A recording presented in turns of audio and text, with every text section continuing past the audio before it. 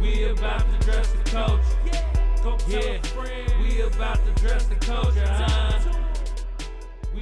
What's going on with you, man? So, man, I'm in the system, man, holding myself up. Yeah, you know what, man? It's real good getting to talk to you, man.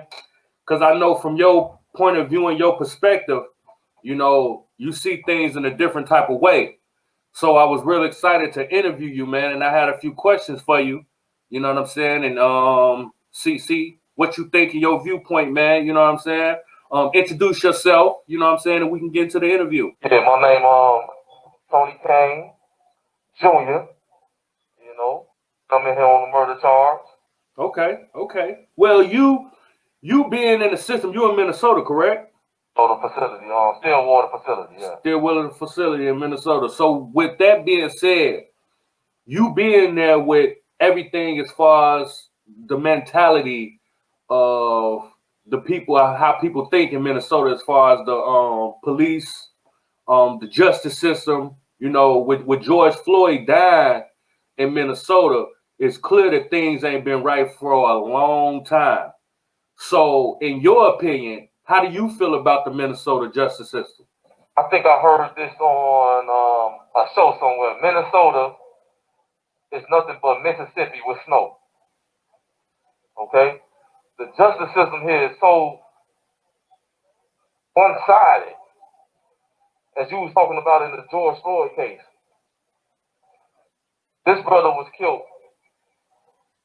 National libel. Everybody think this brother getting killed, right? And they charged the police officer with second-degree unintentional murder. That's what they started off with. For anybody else, especially a black person in this state, the charge would have been a first-degree murder off top, second-degree later on, but it's an unintentional murder and third-degree murder, which makes no sense to me, man. Yeah. I mean, it shows the system and how it's flawed and the balance of it. You know what I mean? Because what happens to one set of people don't happen to the next set of people, and the only thing different about us is our skin color. You know what I mean? So, and let me add this too, brother. Let me add this too. Not only, and don't think it's just because he's a police officer. Because they do the same thing for white guys that's locked up in this state too. They give them every opportunity to get out that situation they're in because of the color of their skin. Yeah. And again, it like you said, it don't matter if it's a police officer hiding behind their shield. It's really a color thing. You know what I mean? So 100%. So with you knowing that, what's the climate like for you and the other inmates in prison, already knowing what the system is about, but further seeing it perpetuated through the media with the George Floyd situation and the riots and the protesting? What's the climate like in prison? Well, since we are in prison, it's hard for us to see the things that you guys see out there, right? You get to see everything that's going on social media and all these different things. So really see it up close and personal. Us in here, all we get is what's on Channel 9 News or CNN. Mm-hmm. So we get the watered down version of what's happening. But with all that being said, you got to know guys that went through the system. Man, be honest, we broke. Things like this, nothing but fathers our knowledge of that we have no chance in the system, in this world alone, in America. So it's like when we see these things, we just like, man, we know it. We've been through it already. We sat in the courtrooms when everybody in there looked at different than us. And they judged our situation. We're not even never walking a day in our shoes.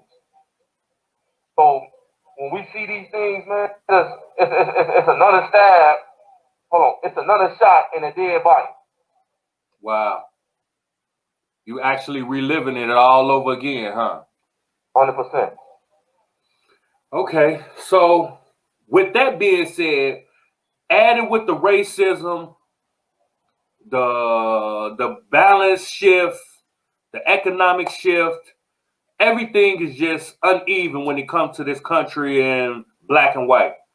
So when you add something like the corona, that impacts our people, that's impacting our people more than anything, how has it been being black in the penitentiary with the corona like taking over? You know what I mean? How has it affected the prison system?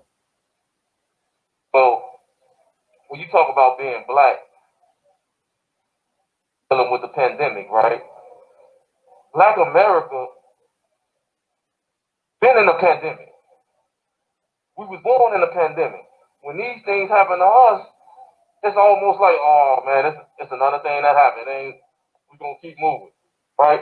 Now, I'm not saying that's good that we think this way, but that's the way it is. So now let's get to us sitting behind these walls, right? Like we voiceless. We can't talk, holler, scream out to nobody, man. We in a cell, and when this virus attacks your body and takes it over, there's nobody for us to call out to.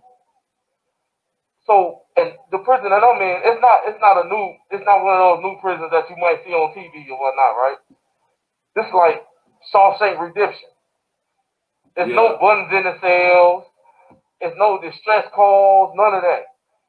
You see a guard maybe once every hour, right? They walk through. If they don't walk through on their hour, you might see them every 2 hours. I'm talking about at nighttime. So you can be in this cell dying. If you can't breathe, you can't holler. So you in this cell dying, and they come through every 2 hours, every hour. You in there dead by the time they see you, man. It's too late. Wow. So it's scary. You got now society out there say that we a bunch of animals, we a bunch of monsters, but we in here afraid. I don't know too many monsters that's afraid. That's a fact. We're not human beings, but the public and society act like we don't even matter. You got some people that's fighting for us, but they voice are so minute because the majority of the people say they feel like, hey, leave them in there. They made a mistake. If the virus hit them, let them die. At least that's how we feel. And I can't stress this more than, man, this prison is filled with a bunch of brothers that are broken. Even if we try to look strong and try to walk tall, broken. Spiritually, mentally, and physically. Oh. Wow. I don't want to keep going on in that. No. I hear you. It's kind of dope what you said, because you kind of leading me into my next question. You kind of touched on it.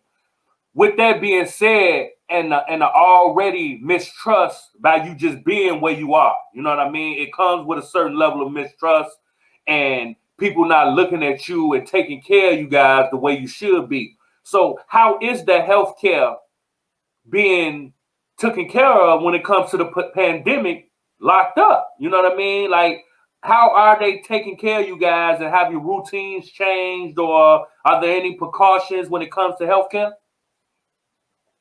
Their way of healthcare in here, the way to attack the pandemic is lock them in their cell. Right? Now, I was one of the guys in here that tested positive for the coronavirus. Oh, wow. Okay. This nurse came past, gave me a note that says you test positive, and then trying to walk off on me, not even explaining to me what this means. What measures do I take? What can I do? Is there any medication? I don't know. All I know is what I see on CNN, millions of people dying from this. Right?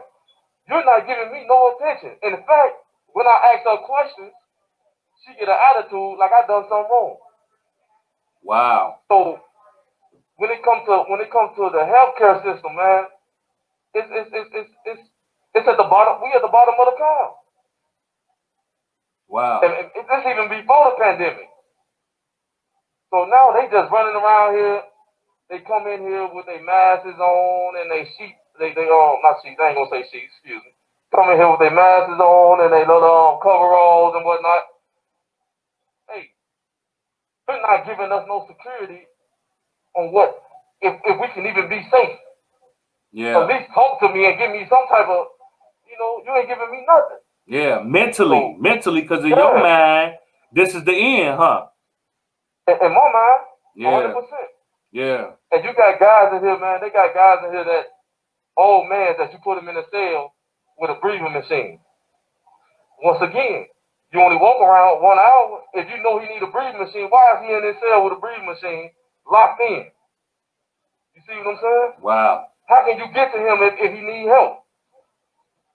At most time it takes you about 10 or 20 seconds to get one door open. We had 2 deaths in here already from the coronavirus.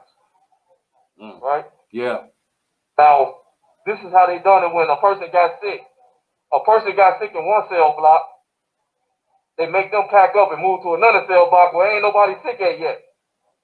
What is y'all doing? So it seemed to me that you're trying to get everybody sick in the prison so we can just get past it. I guess herd immunity is what they call it. Wow. So they just all the way backwards now. And as you know, there's no way for us to get sick in here unless a guard bring it in here. Unless somebody bring it in, yeah. And they wasn't testing guards. They was testing us, but you don't test the guards. What kind of sense does that make? Yeah, that's backwards. They not protecting the people that's in there. Yeah. Because we don't matter. Only thing that really matters is them. Hey man, that's the way the system's set up. Like I said, you see how I just switch up, say, which that's the way it is. That's how we feel, man. Yeah. As black people, period. Yeah, yeah. So how you doing as far as the coronavirus? How you feeling? How is it affecting your body and the spirits? Well, for me, all praises due to God, I'm okay now, right? It's still hard for me to breathe at times. My mental still can get clogged. Like my days get all confused sometimes. This happens, But other than that, man, I've been trying to keep my spirits up. I was trained since a kid to keep my spirits up on my own. Mm-hmm. I can't depend upon nobody else to do it. Mm-hmm. I'm talking about, so I'm trying to do it. I just Absolutely. trying to do it, man. Absolutely. Man, I appreciate your time. It's look like we got 1 minute to go. I have some more questions for you, but we're gonna do it again, man. We definitely gonna have this conversation again. We may make it a weekly thing, you know what I mean? Because I'm pretty sure people are curious to hear your perspective, do's and don'ts, lessons learned, you know what I mean? You're a powerful voice that people need to hear, you know what I mean? Because you come from a place of understanding and growth. So and let me say this before we turn off. Hey man, I want to say, man, thank you for all you young brothers and sisters out there, and even those that ain't black, that's going for the movement, man. That's moving out there, man. I see it on CNN and the news and whatnot. Y'all moving. We about to dress the culture. Yeah, we about to dress the culture.